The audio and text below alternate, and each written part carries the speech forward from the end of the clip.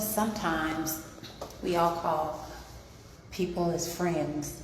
So I am going to say this. So you can always give people the benefit of the doubt. You can always have a heart for people and consider them as your friend. Now, sometimes in life, you are exposed to situations to come to find out who truly are your friend.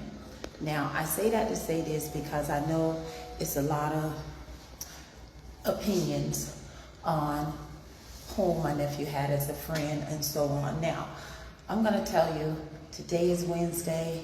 Sometimes evaluate who in your circle. Do I believe that sometimes friends come in seasons, but sometimes it's time to move on from that seasons? Yes, I do. So I just come to say this. I truly don't believe T2 friend J1 had anything to do with my nephew not being here. However, I am going to say, as he said in the video last night, he didn't make the right decision by notifying the family. However, if you have to second guess anyone around you, around your circle, then that's when you need to get discernment or ask for discernment to know if that's truly a friend. Me, myself personally, I had to experience a situation that someone was never my friend, but sometimes people want to be connected or want to be relevant to be associated with you, and that's not the case. Morning motivation with Joy, so this is what it is. Hey, y'all know who this for, but straight up quit disregarding your partner feeling like all they want to do is argue. And realize that, people verbalize how they feel and express how they feel when they still care, man. You don't want that person to get to the point where they shut down and they ain't got shit to say and they just straight up withdraw from the situation. They there physically, but they gone mentally. Listen to your partner. On December 27, 2024, a trucker and motivational speaker named Tyrone Davis Junior was found lying under an overpass in Gainesville, Florida, bleeding from his head. 2 days later, he was dead. And the woman who was with him that night, she never called for help. She just left him there. If you want to dive deeper into cases like this, cases that make you question everything you thought you knew about trust and betrayal, make sure you hit that like button, subscribe to 3am Files, and click that bell icon so you never miss an upload. Step into the hour when the world sleeps and secrets come alive. Now let's talk about who Tyrone really was, because understanding him is the key to understanding why this whole thing doesn't add up. Tyrone Davis Jr. went by the name Step Daddy Dro online. He wasn't some random guy. He was a father, a long-haul trucker, and someone who genuinely tried to motivate people every single day. His videos on TikTok and Instagram always ended with his signature phrase, "You feel me?" He'd post early in the morning, encouraging his followers to get up, push through their struggles, and keep going. He had thousands of people who looked up to him. He was the kind of person who seemed genuinely happy, genuinely trying to spread positivity in a world that desperately needed it. And here's the thing about Tyrone. He had plans. Big plans. He wasn't just drifting through life. Cars, they still my hobby, I'm gonna get back to that. But I got to focus on the bigger picture right now, man. I got to focus on just making sure I'm straight, making sure my wife's straight, making sure my kids straight, while trying to build brands, man. Even trying to build brands is hard, man. He'd arranged a romantic Christmas getaway for him and his girlfriend at a cabin. Everything seemed like it was going well. He was looking forward to spending time with the woman he loved. So when you hear what happens next, you have to ask yourself, does any of this sound like a man who would suddenly jump out of a moving car in the middle of traffic? Let's get into that night. December 27, 2024. Tyrone is with his girlfriend, a woman named Kira Davis. People also knew her as Lulu on social media. They're driving together on Southwest Archer Road near the Interstate 75 overpass in Gainesville. Some point during this drive, something happens. Something that leads to Tyrone being found on the ground with his head split open. Now here's where the story starts to fall apart. According to police, Tyrone jumped out of a moving vehicle while they were in traffic. That's their story. He just opened the door and leaped out, injuring himself so badly that he'd be dead within 2 days. But let's pause right there because we need to talk about Kira and what she did, or more importantly, what she didn't do. Kira didn't call 911. Think about that for a second. Your boyfriend, the person you're supposed to love and care about, allegedly jumps out of your car and cracks his skull open on the pavement. And you don't call for help. You don't stay with him. You don't scream for anyone to come save him? Well, according to reports, Kira wasn't even there when police found Tyrone. She had already left. She drove away and didn't notify anyone about what happened until the next day. And even then, it wasn't her who reached out. It was the hospital contacting Tyrone's family. Let that sink in. Tyrone was admitted to the hospital as a John Doe. Nobody knew who he was for almost 24 hours. His family had no idea their son was dying in a hospital bed. They weren't given the chance to say goodbye, to hold his hand, to ask him what happened. And all of this could have been avoided if Kira had just made one phone call. So what was Kira doing during those critical hours? What was going through her mind when she left the man she claimed to love bleeding under a bridge? These are questions that still don't have answers, and the more you dig into this case, the more those questions start to feel like accusations. Now let's talk about what the medical evidence actually says, because this is where the police version of events completely falls apart. The hospital staff told Tyrone's family that his injuries were not consistent with a fall. They weren't consistent with being pushed. And they definitely weren't consistent with jumping out of a moving car. The medical reports showed a skull fracture caused by blunt force trauma. The kind of injury you'd see if someone hit you in the back of the head with something hard, something heavy. Not the kind of injury you get from hitting pavement after a jump. 3 different stories started circulating. First, police said Tyrone jumped out of the car. Then the family was told it might have been a slip and fall at a gas station. Then came the blunt force trauma explanation. 3 completely different scenarios, and none of them line up. So which one is the truth? Or is the truth something else entirely, something nobody wants to say out loud?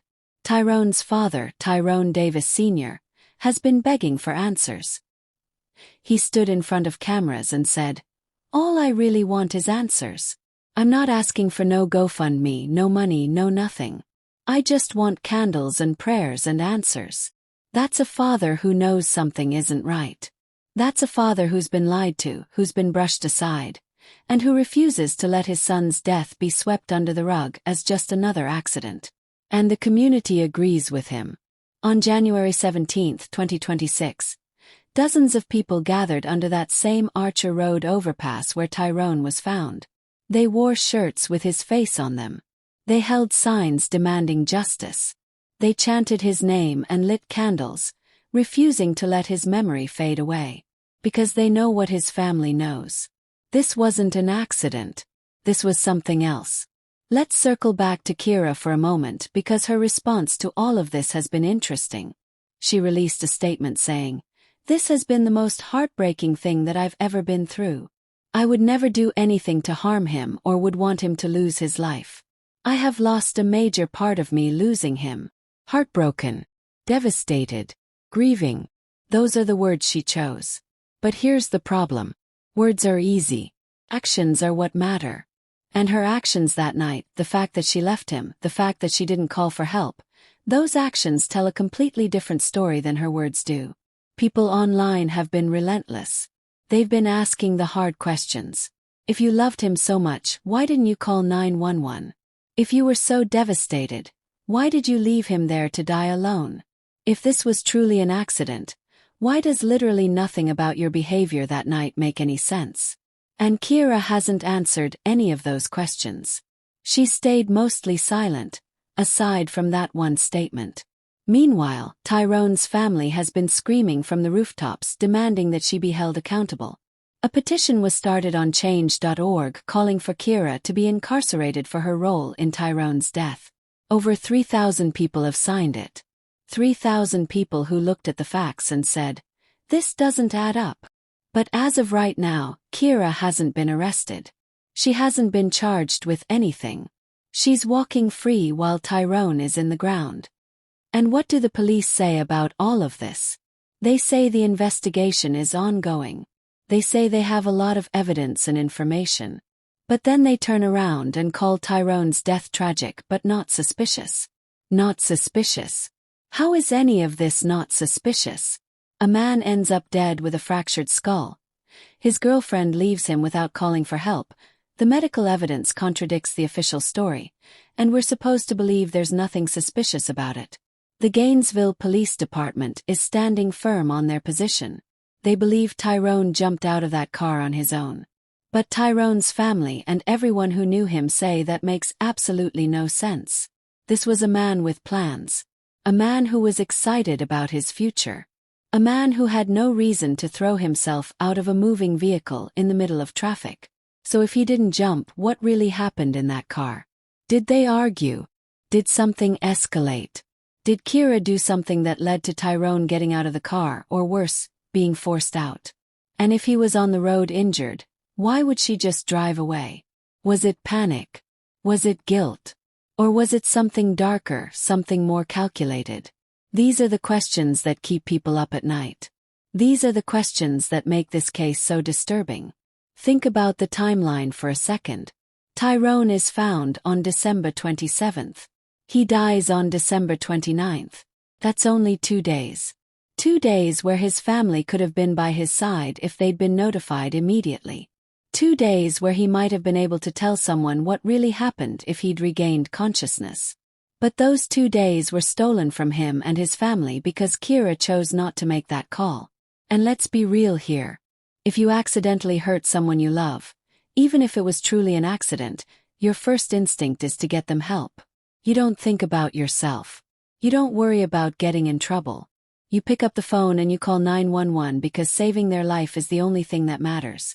The fact that Kira didn't do that tells you everything you need to know about what was really going on in her head that night.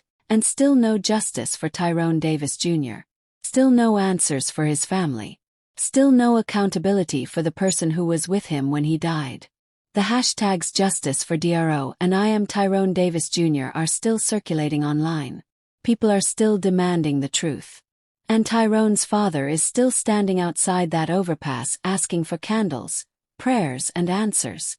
This case forces you to confront some really uncomfortable questions about trust, about love, and about what people are capable of when they think no one's watching.